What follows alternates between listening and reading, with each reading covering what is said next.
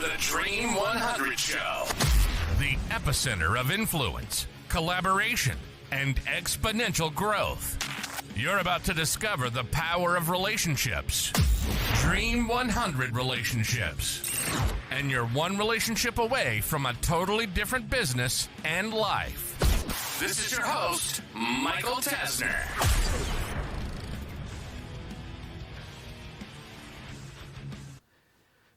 So AI is all the rave as we speak.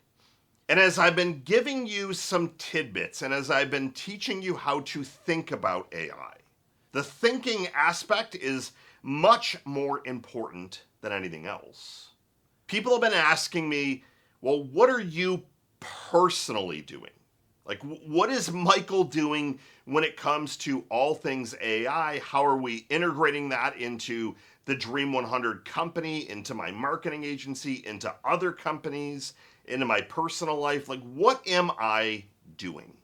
So in an attempt to kind of give you a little bit more under the hood, I'm going to share some of the things that we've been up to, and more particular, what I have been putting more time than I ever have been in history into.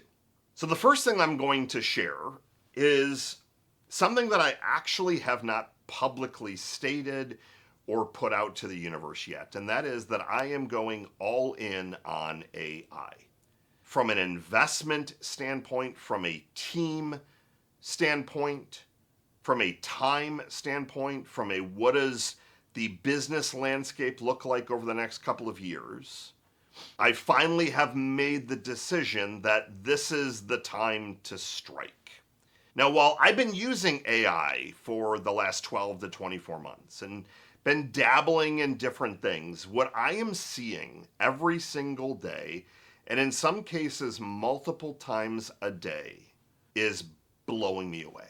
Like, I have always been very great at spotting trends and being a bit of a futurist. I could never have predicted that not only can we clone you and clone your voice, but to be able to then have it put words in your mouth, to have your mouth move identical to the words, to have it sound like you, to look like you, to be able to put products in your hands, to create videos within 30 minutes that look like they were done by a professional Hollywood team, to creating thousands of pieces of content in minutes, to 100-page reports on any subject that you would like, by just giving a couple of prompts and being able to interact and talk with the tool. I never would have predicted this. And what's scaring me in a good way is the speed at which things are moving. What worries me is what I've shared in previous episodes, and that is that the adoption rate of small businesses using AI is less than 25%. Now, there's different definitions of a small business. Historically, they will refer to small businesses as under 10 million. To me, small is even under 5 million.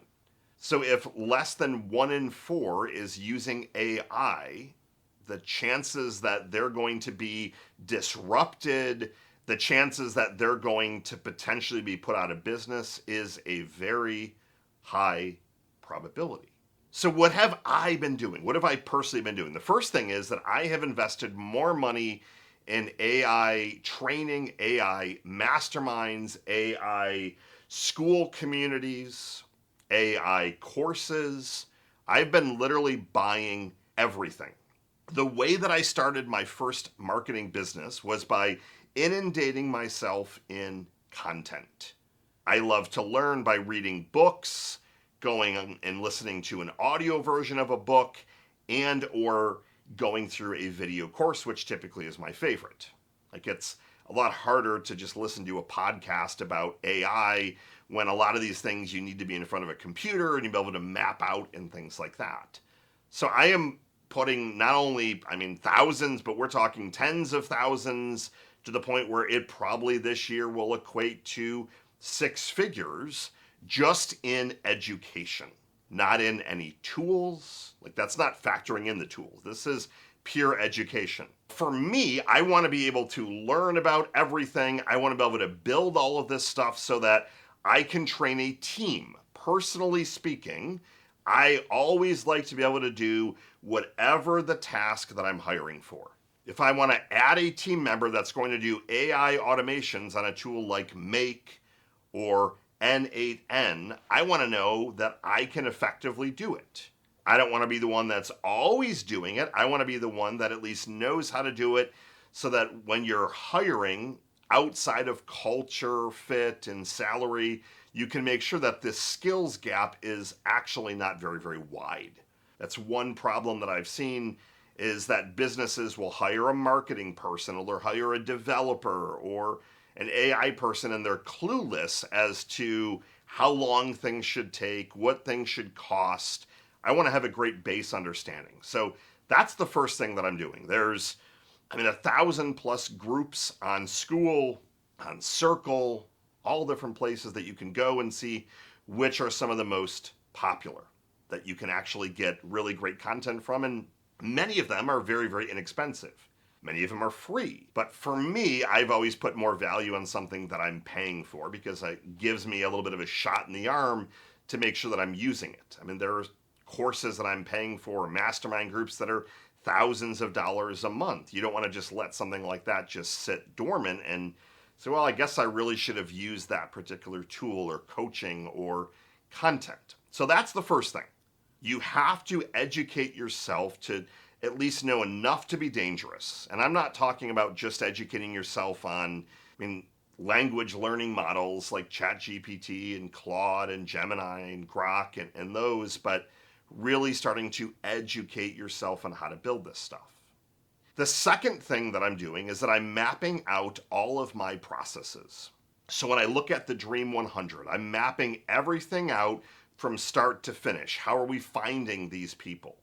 How are we contacting them? What research are we doing? I'm building out more of our standard operating procedures, but I'm also mapping them so I can see what goes from step 1 to 2 to 3 to 8 to back over here to 5, and being able to see all that stuff visually. Because when I can see things visually, now I can start to look for those inefficiencies. Now I can start to look for where I can build in automation, where I can build in data scraping. The tools in particular that I'm using to start connecting things, the most basic tools is make.com and Zapier or Zapier. Everyone pronounces it a little bit differently. But those tools then act as a connection and as a bridge. So if I say within the Dream 100 that one of the first steps is we're going to build out your Dream 100 audience, you could have triggers set up and to leverage different AI tools to feed me that information. I could then connect it to make.com so that as it finishes, it either emails that over, it puts it into Google Sheets, for example, it organizes it a certain way, and then it could trigger the next step and the next step. But I have to make sure that I have every single thing mapped out and documented. Now, the third thing that I'm doing is that I am talking to the different AI engines, the AI language models, every single day. As I'm driving into work, I'm typically recording voice messages. The reason I'm typically not just doing it right inside of Claude or ChatGPT is that sometimes my internet will get a little funky. There's like weird dead spots on the highway, which to me is very, very strange, like how you could have great cell reception, 10 seconds later, terrible, 30 seconds later, great again. It's very, very odd. And I have had some issues with interruption, and I have to start over. So I'm just recording voice notes on everything and anything so that it's getting to know me. I'm trying to build it up so where it fully understands how I operate, how my brain thinks. I'm also making sure that my staff is doing similar things, that they're documenting everything with video and with audio so that we can continue to train our different AI agents and the tools that we're using. I'm doing all of the prep work now. We're learning and building up a much better base of understanding so we know how to not just write good prompts, but how to actually go in and program things. How we could have a little add-on to N8N that can actually code in Python without us having to code. How do we do some of those more advanced things in the short term? So lots and lots of education, training our AI agents, and in particular, I use all of them. Everyone says, hey, are you a Claude user? Are you Grok? Are you ChatGPT? I'm using all of them. We're training all of them. We've got Perplexity, Grok, Gemini, ChatGPT, all of them. And we're continuing to feed all that information in there because the cost is so darn low. I mean, $20 a month, for example. Perplexity, $40 a month. I want to make sure that I am ahead of the curve. I want to be ahead of everyone else that says, well, geez, Michael, I need to start figuring this AI stuff out. We'll have all of our stuff already trained. It knows about us. It has our processes, our videos, our audios, all of that stuff for the remainder of this year. In tandem, we're getting a much better base of understanding. But now when I say I'm going all into AI, we're documenting everything across our business and we're starting to build AI agent and AI automation one after another after another. And what we're focusing on is where can we save not a small amount of money, but a large amount of money, and or where can we generate a large amount of money? So as I've trained you on the Dream 100 framework, it's all about finding those best Dream 100 strategic partners, your Dream 100 potential clients or customers, building rapport and relationships, getting them to come to the table, and ideally crafting some kind of deal. Well, if we know that those relationships are worth a lot of money, and the criteria that I've given you is they have to be worth at least a 100% boost in revenue. If you're doing $1 million, I want a customer, I want a partner that can drive you another $1 million. Why wouldn't I be deploying AI to accelerate this process across every single one of my businesses? We're launching more and more podcasts on a regular basis. I've trained you on the podcast formula. We're now leveraging AI agents to take all the content and then to spin it and produce more content across additional niches and additional verticals. Even if we're not serving that particular audience, we're continuing to spit out more and more and more content, and all coming back to data. We've got more data, we've got great dashboards to see what's working, what's not. How is our response rate? How are the podcast downloads going? How is the social content being received? All of this stuff is being governed by data, but at the core, we're training and continuing to train our agents. We're getting smarter and smarter with how to do this stuff. We're training all of the tools, again, not just one. What if all of a sudden Claude takes 10 steps forward and ChatGPT falls behind? It's not likely, but stranger things have happened.